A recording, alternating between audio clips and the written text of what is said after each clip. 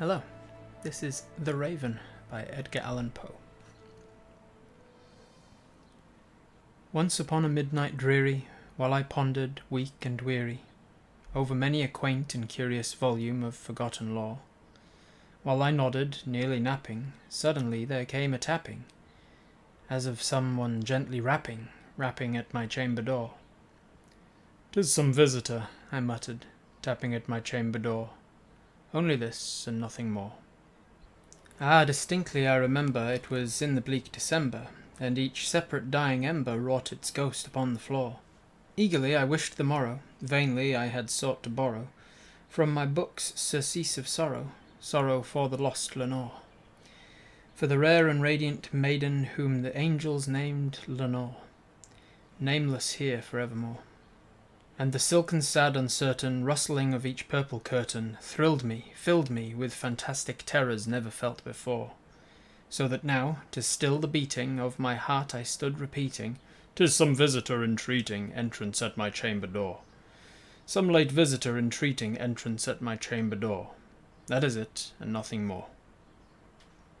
Presently my soul grew stronger, hesitating then no longer.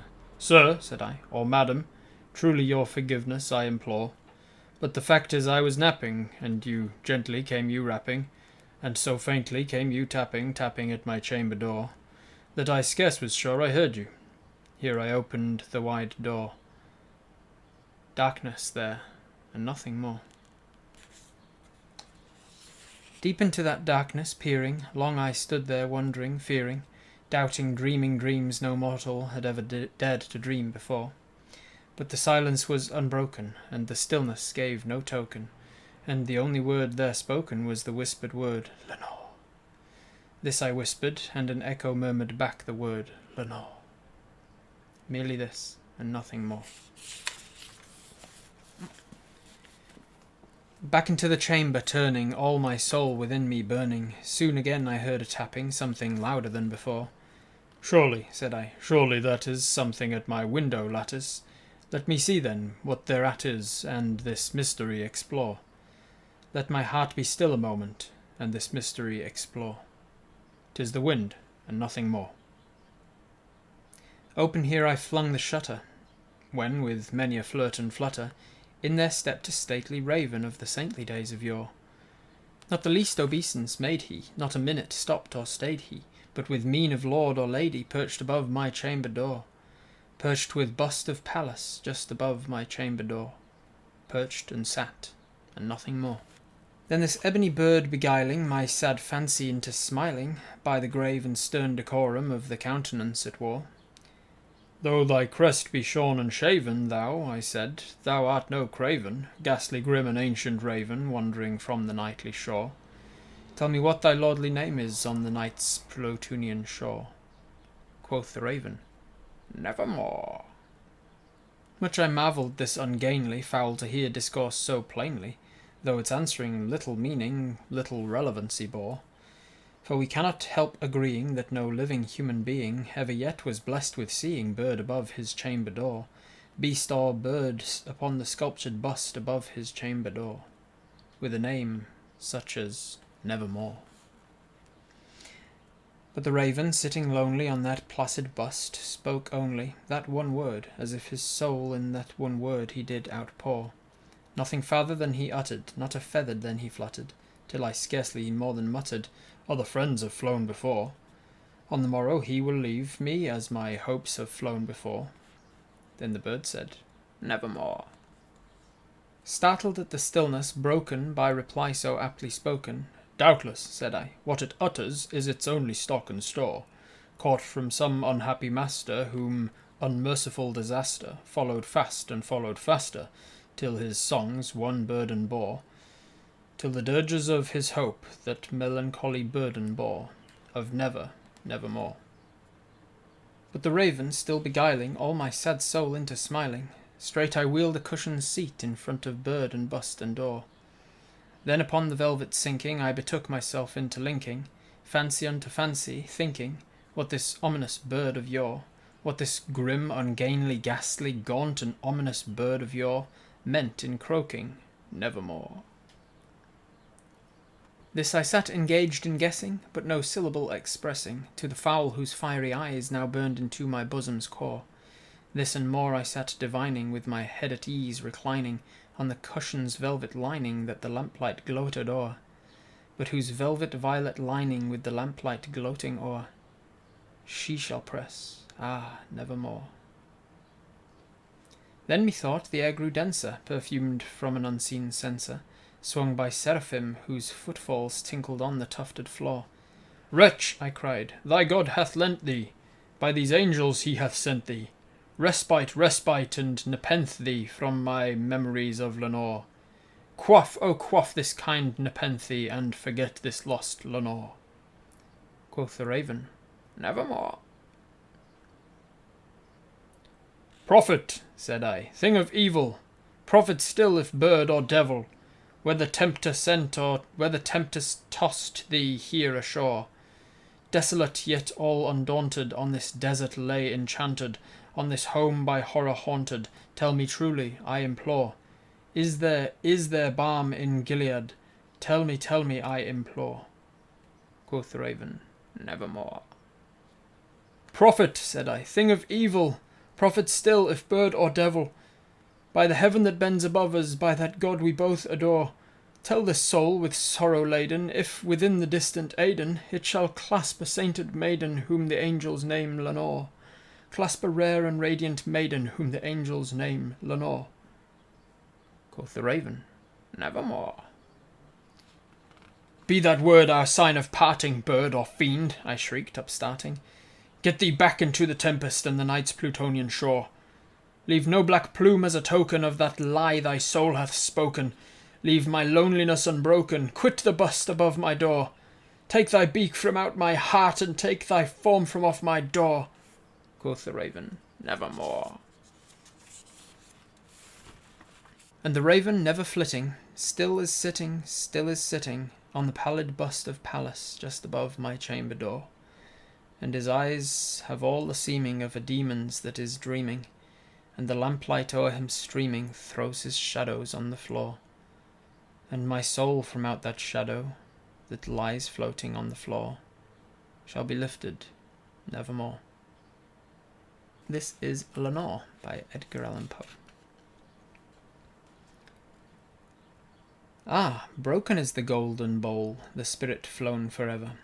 Let the bell toll, a saintly soul floats upon the Stygian river. And guide of air, hast thou no tear? Weep now or nevermore. See on yon drear and rigid bier low lies thy love, Lenore. Come, let the burial rite be read, and the funeral song be sung, an anthem for the queenliest dead that ever died so young, a dirge for her the doubly dead, in that she died so young. Wretches! Ye loved her for her wealth, and hated her for her pride, and when she fell in feeble health, ye blessed her that she died. How shall the ritual then be read, the requiem how be sung? By you, by yours, the evil eye, by yours, the slanderous tongue, that did to death the innocents that died, and died so young. Peccavimus, but rave not thus, and let a Sabbath song go up to God so solemnly the dead may feel no wrong. The sweet Lenore hath gone before, with hope that flew beside, leaving thee wild for the dear child that should have been thy bride. For her, the fair, the debonair, that now so lowly lies, the life upon her yellow hair, but not within her eyes, the life still there upon her hair, the death upon her eyes. Avaunt to-night, my heart is light, no dirge will I praise, but waft the angel on her flight with a paean of old days. Let no bell toll, let her sweet soul, amid its hallowed mirth, should catch the note, as it doth float up from the damned earth. To friends above, from fiends below, the indignant ghost is riven, from hell unto a high estate, far up within the heaven, from grief and groan to a golden throne, beside the King of heaven. This is Hymn by Edgar Allan Poe. At morn, at noon, at twilight dim, Maria, thou hast heard my hymn. In joy and woe, in good and ill, Mother of God, be with me still. When the hours flew brightly by, and not a cloud obscured the sky, my soul, lest it should truant be, thy grace did guide to thine and thee. Now when storms of fate o'ercast darkly my present and my past, let my future radiant shine with sweet hopes of thee and thine. This is A Valentine by Edgar Allan Poe. For her this rhyme is penned, whose luminous eyes, brightly expressive as the twins of Leda, shall find her own sweet name that nestling lies upon the page enwrapped from every reader. Search narrowly the lines, they hold a treasure, divine, a talisman, an amulet, that must be worn at heart. Search well the measure, the words, the syllables, do not forget the trivialest point, or you may lose your labour, and yet there is in this no Gordian knot, which one might not undo without a sabre, if one could merely comprehend the plot. Enwritten upon the leaf where now are peering eyes, scintillating soul, there lie, perdu, 3 eloquent words, oft uttered in the hearing of poets by poets, as the name is poets too. Its letters, although naturally lying, like the Knight Pinto, Mendez Ferdinando, still form a synonym for truth. Cease trying. You will not read the riddle, though you do the best you can do. And there's a note at the bottom that says, to translate the address, read the first letter of the first line in connection with the second letter of the second line, the third letter in the third line, the fourth of the fourth, and so on to the end. The name will thus appear. F-R-A-N-C-E,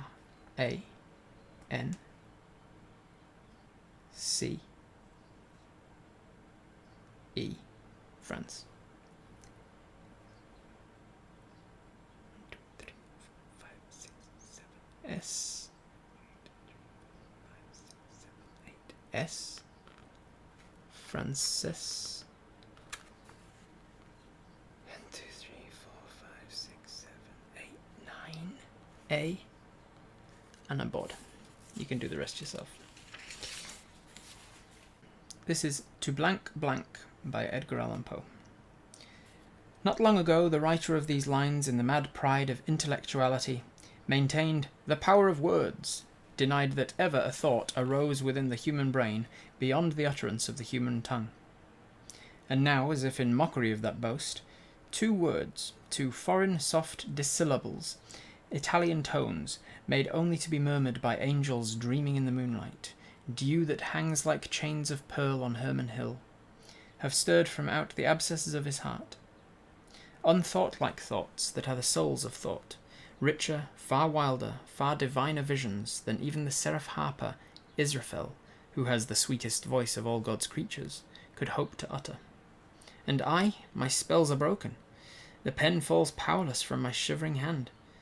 With thy dear name as text, though bidden by thee, I cannot write, I cannot speak or think. Alas, I cannot feel, for 'tis not feeling, this standing motionless upon the golden threshold of the wide open gate of dreams, gazing entranced adown thy gorgeous vista, and thrilling as I see upon the right, upon the left, and all the way along, amid unpurpled vapours far away, to where the prospect terminates. Thee only.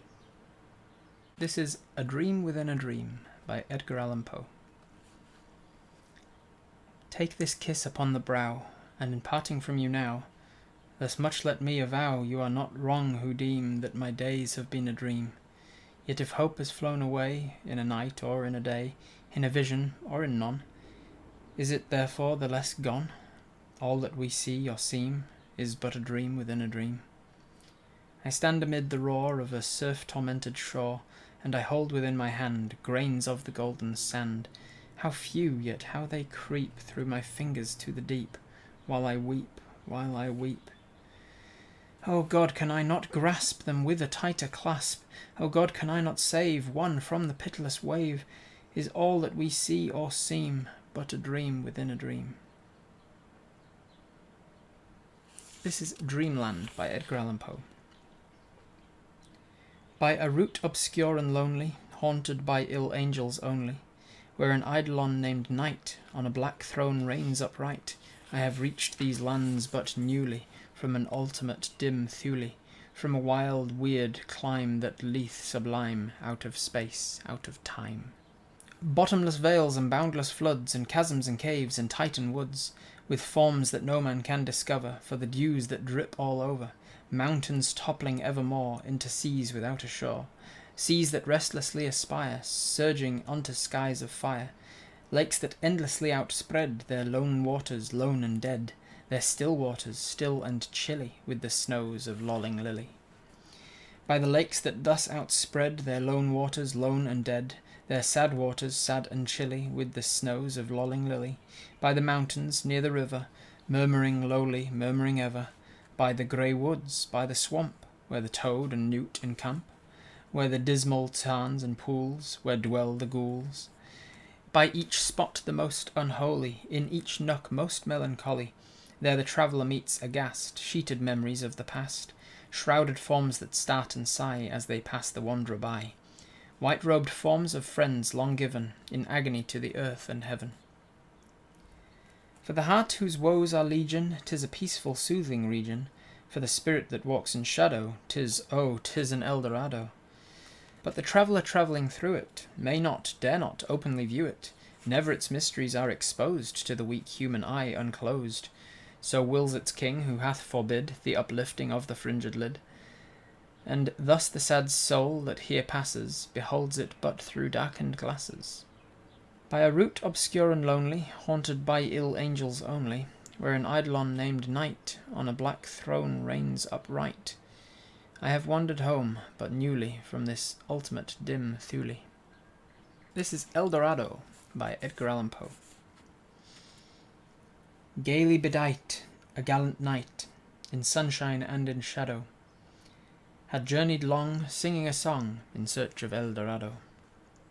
But he grew old, this knight so bold, and o'er his heart a shadow fell as he found no spot of ground that looked like Eldorado. And as his strength failed him at length, he met a pilgrim shadow. "Shadow," he said, "where can it be, this land of Eldorado?" "Over the mountains of the moon, down the valley of the shadow. Ride, boldly ride," the shade replied, "if you seek for Eldorado."